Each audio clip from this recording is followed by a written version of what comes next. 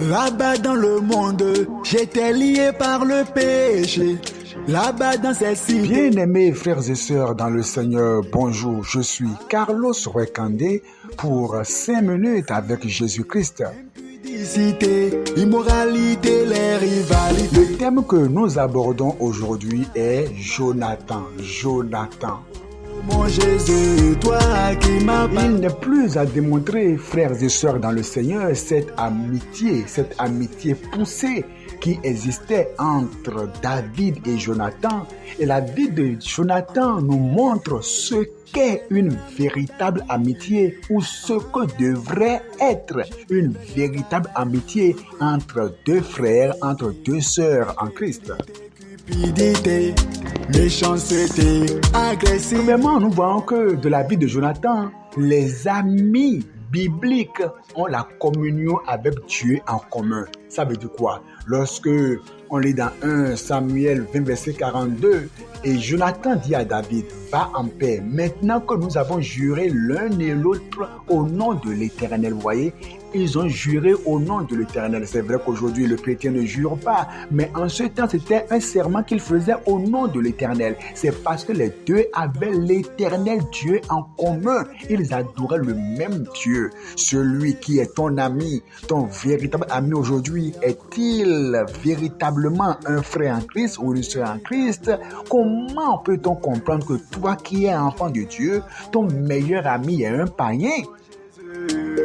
Oh mon Jésus. Un vrai chrétien, son meilleur ami est forcément une personne qui est née de nouveau. 2 Timothée 2, verset 22 nous dit, fuis les passions de la jeunesse et recherche la justice, la foi, la charité, la paix. Maintenant, écoutez bien, avec ceux qui invoquent le Seigneur d'un cœur pur. Ce serait étonnant que toi, ton meilleur ami, soit un païen. Les mauvaises compagnies corrompent les bonnes mœurs, est-il écrit. Pardonner, m'a sanctifié, m'a justifié, m'a glorifié. Deuxièmement, de la vie de Jonathan, nous comprenons que les amis bibliques ne sont pas centrés sur eux-mêmes. Une amitié à la manière biblique n'est pas une amitié égocentrique.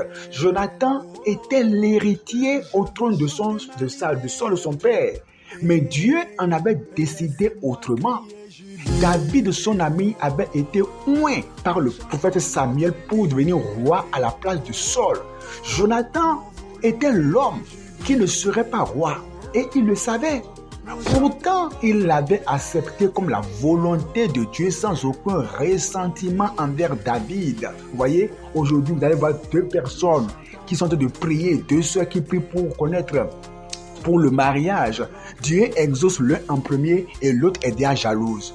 2 frères qui prient pour l'emploi. Dieu exauce l'un en premier, l'autre est jaloux. Mais c'est normal que quelqu'un soit quand même exaucé avant l'autre et que l'un ait l'emploi avant l'autre. Mais pourquoi être jaloux? Normalement, on devrait se dire, ah merci Seigneur, si tu l'as fait pour mon frère, c'est que mon tour viendra. Mais eh bien non, les jalousies sont au milieu des frères en Christ et des sœurs en Christ. Et c'est bel et bien dommage. Troisièmement, de la vie de Jonathan, nous comprenons que les amis bibliques ont un amour sacrificiel l'un envers l'autre. Un amour sacrificiel. Saul avait déjà essayé de tuer David à plusieurs reprises et Jonathan faillit mourir en défendant à nouveau la cause de son ami devant Saul qui jeta sa lance contre lui pour le frapper. Jonathan a défendu David au prix de sa vie. Qui m'a aimé. Samuel 20, le verset 33, pour le lire. Et le livre de Jean chapitre 15 verset 13 nous dit, il n'y a pas de plus grand amour que de donner sa vie pour ses amis. Lorsque on est véritablement amis, on est prêt à se sacrifier à n'importe quelle heure où on t'appelle, tu peux répondre. Mais aujourd'hui, nous voyons que plusieurs amitiés sont des amitiés d'intérêt, plus des amitiés sacrificielles. Méchanceté, agressivité, qu'elle va. Quatrièmement, nous voyons aussi que les amis bibliques sont engagés émotionnellement dans la vie d'autrui. C'est-à-dire, quand nous lisons dans 1 Samuel 20, verset 41, les deux amis s'embrassèrent et pleurèrent ensemble. David surtout fondit en larmes.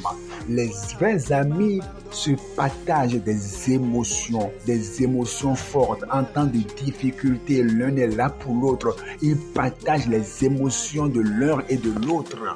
Dans ce chaos, Les amitiés bibliques ont un respect mutuel et ils se disent surtout la vérité avec amour. Ça, c'est un point important. Une amitié à la manière biblique, on se dit la vérité avec amour. Ce n'est pas une amitié où on est un béni, oui, on cache la vérité, on caresse le mensonge. Non, un véritable ami te dira la vérité. Ça peut te faire mal, ça peut te piquer, mais il te dira la vérité. oh mon Jésus, Un véritable ami est celui chez qui tu peux entendre la vraie version des choses et la vérité. D'autres peuvent te flatter, d'autres peuvent te lever à cause de ton argent, mais le vrai ami te dira la vérité telle qu'il le faut. Que le Seigneur te bénisse. senti